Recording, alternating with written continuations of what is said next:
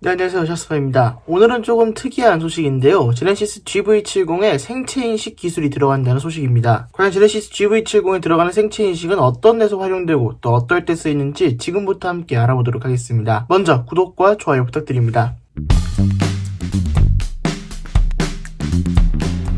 일단은 제네시스 GV70에 들어가는 생체인식은 먼저 카페이를 위한 시스템이라고 합니다. 카페이라고 한다면 요즘 언택트 시대잖아요. 그래서 언택트 시대에 맞춰서 차 안에서 결제할 수 있는 시스템을 의미합니다. 그래서 이거를 결제하기 위해서 기존에는 비밀번호를 입력했어야 됐다고 하는데 이번 GV70은 조금 더 하드웨어를 강화해서 이제 지문인식으로 결제할 수 있다는 거죠. 일반적으로 삼성페이나 LG페이가 이런 생체인식 기술을 활용하죠. 애플은 페이스 아이디를 사용하지만 애플 같은 경우에는 애플페이가 정식으로 한국에 도입되지 않기 때문에 그렇게 중요한 부분은 아닌 것 같고, 여기 사진에 보시면 손가락을 올려놓는 위치가 있습니다. 센터 디스플레이는 운전자 1님 손가락을 지문 센서에 올려놓으십시오 이렇게 떠 있고요. 이 공조장치 옆쪽으로 검은 하이그로시 부분에 이렇게 불이 들어오면서 지문 인식을 활용할 수 있도록 해두었다고 합니다. 그래서 이 카페이를 어디다 쓰는지 제가 찾아봤더니 현재는 SK에너지와 아이파킹에서만 활용할 수 있다고 합니다. 아이파킹은 주차장 시스템인데 이거는 꽤 전국에 많이 퍼져 있다 보니까 적극적으로 쓸 수 있겠다 이런 생각이 듭니다. 뭐 웬만한 주차장, 요즘은 대형마트 주차장까지도 거의 다 아이파킹이라서 아이파킹은 많이 쓸 수 있겠다 이런 생각이 들고요. SK 주유소도 많긴 하지만 SK 주유소 중에서 되는 곳이 있고 안 되는 곳이 있습니다. 그래서 SK 주유소에서는 조금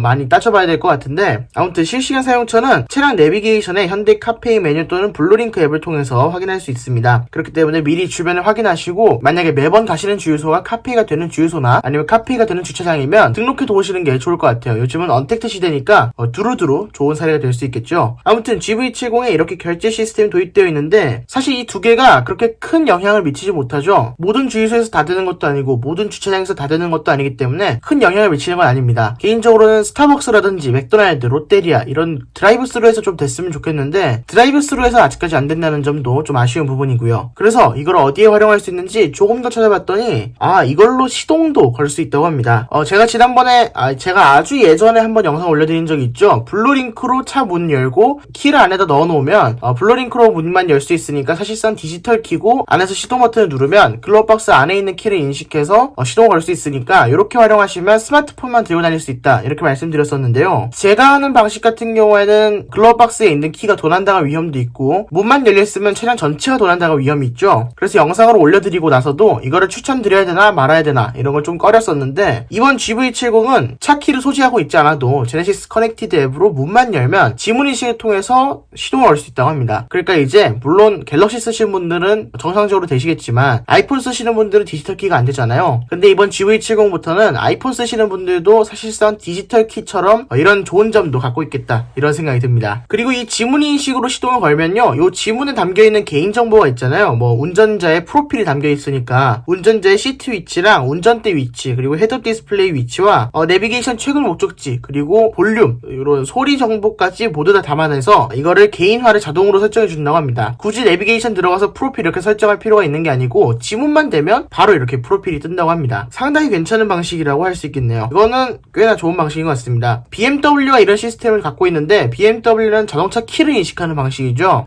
그런 방식보다 요즘은 스마트폰만 들고 다니고 자동차 키 없이도 운전자를 위해서 이렇게 프로필을 맞춰줄 수 있다는 거는 굉장히 좋은 장비일 것 같습니다. 뭐 단점이라고 한다면 이 커넥티드 앱이 통신하는데 너무 오래 걸립니다. 문 한 번 여는데 한 2분 정도는 걸려요. 문 열림 버튼 눌러놓고 한참 기다리다가 문을 열 수 있어서 우리나라 사람들이 기다리기에는 조금 답답하지 않을까 이런 느낌도 있는데, 이런 커넥티드 반응 속도도 조금 개선해 주셨으면 좋겠습니다.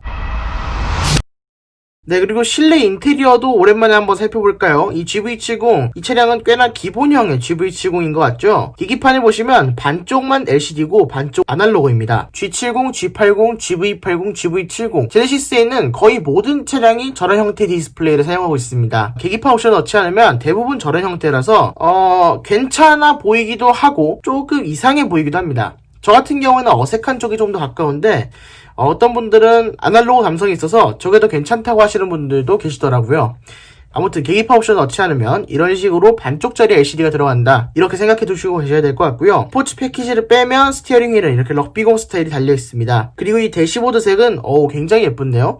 이런 대시보드라면 저는 이런 색상을 선택하고 싶을 정도로 상당히 아름다운 대시보드인 것 같습니다. 그리고 무드등이 들어온 모습도 포착되었는데요. 무드등 제네시스 중에 가장 밝은 것 같습니다. 제가 얼마 전에 김한영 기자님이랑 G70을 시승했었죠.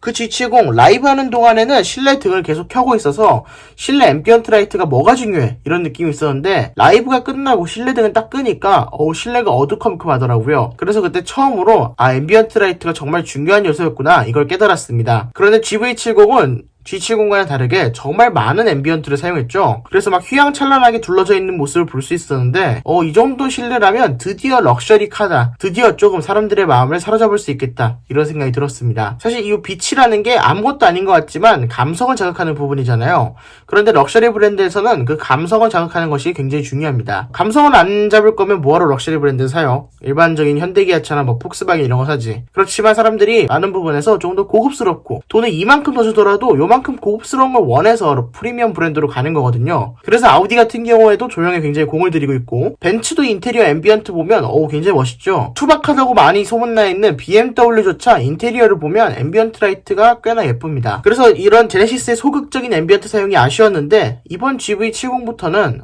앰비언트 라이트가 꽤나 적극적으로 사용되면서 다음 세대 G90은 조금 더 적극적인 앰비언트 라이트를 기대할 수 있지 않을까 이런 생각도 갖게 되었습니다. 여러모로 이번 GV70 상품성이 괜찮은 것 같은데요. 또한 이번 GV70 같은 경우에는 이번 세그먼트에서는 거의 유일하다고 할 수 있죠. GLC나 X3도 안 되는 2열 좌석 리클라이닝 시스템이 지원됩니다. 후륜구동 SUV고 뒤에가 깎여 내려가는 쿠페형 SUV 같은 차량의 특성상 약간 리클라이닝 각도는 조금 적을 수 있어도 이런 리클라이닝이 되는 것만으로도 뒷좌석 승객은 좀 더 편할 것이다 이런 예측이 있고요. 또한 뒷좌석에 통풍 시트도 적용되어 있습니다. 통풍과 열선 시트 모두 적용되면서 뒷좌석에 탄 사람까지도 모두 시원하고 따뜻하게 즐길 수 있는 차라서 이런 부분은 굉장히 괜찮게 보여집니다. GLC나 X3 같은 경우에는 뒷좌석에 열선밖에 없는데 이번 GV70 같은 경우에는 통풍 시트까지 있으니까 이런 면에서는 확실히 프리미엄 SUV 같다 이런 생각이 듭니다.